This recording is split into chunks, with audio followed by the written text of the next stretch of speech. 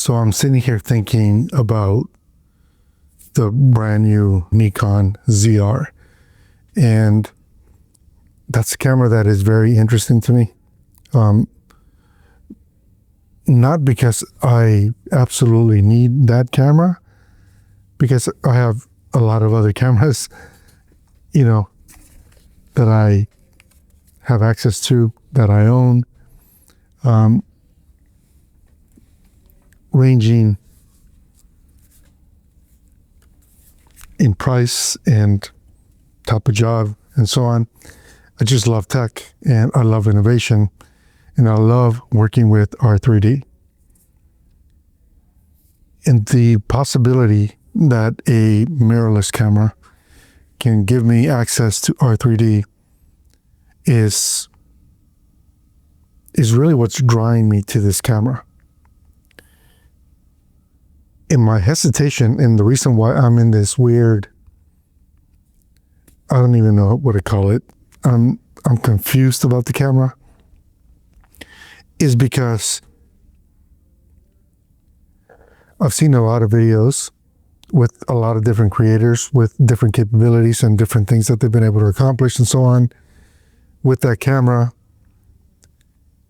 But the one thing that has stuck with me, and I realized it was probably pre-production, so then there's some of that, is this weird concept of not being able to trust your meters on the camera when you're judging exposure. With a RED camera, we have traffic lights. We have goalposts. We know which channel is clipping. It gives us the ability to make a decision about continuing to shoot that way.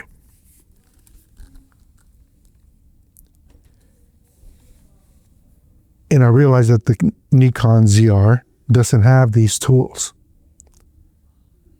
which then means I need to rely on the EV meter or some other exposure tool, maybe Zebras. I don't know if it has those in there or not.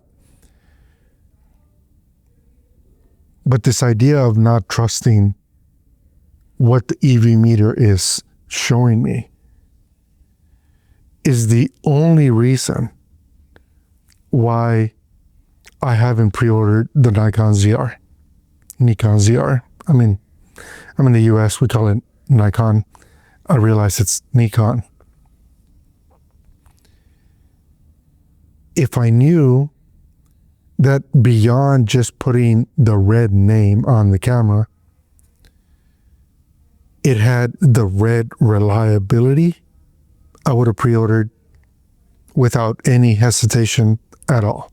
And that's just a fact. But it sounds to me like there are some things that need to be ironed out. And still, this ability to shoot in REDCODE RAW, R3D, even if it's a watered down version from, the big brother. That workflow is something I'm incredibly comfortable with. It's something I really, really enjoy. And, I know Maddie and other people have brought up the file sizes. I've been shooting 8K since the helium days. And I adjusted my workflow to be able to accommodate 8K since those days. So file sizes are not an issue for me. But knowing and understanding how to get a good image is the only thing that either makes or breaks a buying decision for me, and why I'm so on the fence. I'm excited that the Nikon ZR is coming out relatively soon, and I hope that I can sort out my own internal thoughts on how to work with or within potential limitations at this point so that I could actually buy one and then sort myself out once I have it. But if I don't, I'm going to tell you the only other camera that I'm kind of excited about is the Canon C50. And I'm excited only because of the package size and really for no other reason, because the whole, open gate shooting, and I know it gets a lot of attention on YouTube. I don't need it, for one, and then two, open gate shooting on the Canon C50 is only available when you're shooting 16:9, right? Or 17:9, maybe. I don't know that for sure.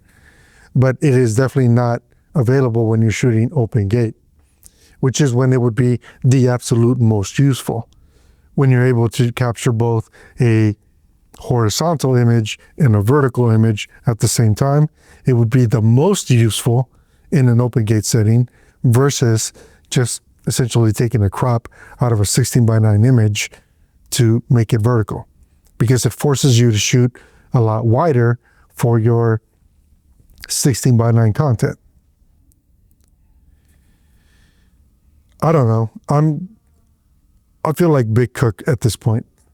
I'm in a conundrum in terms of deciding whether I dive headfirst into the Nikon ZR or do I just stick with what I have.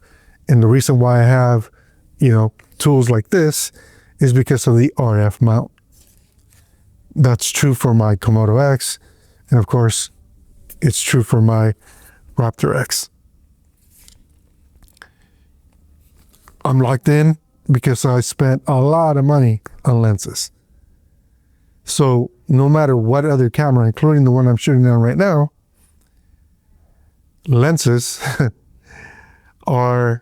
they become sort of like a specialty thing. There's a reason why I have the camera I'm shooting on now, and there are lenses tied to that. The camera I'm enjoying shooting on the most at this point, and I would have never thought myself to come out and say or even think this, but the camera I'm enjoying the most, the absolute most, is the Lumix S1 Mark II. Catch you later.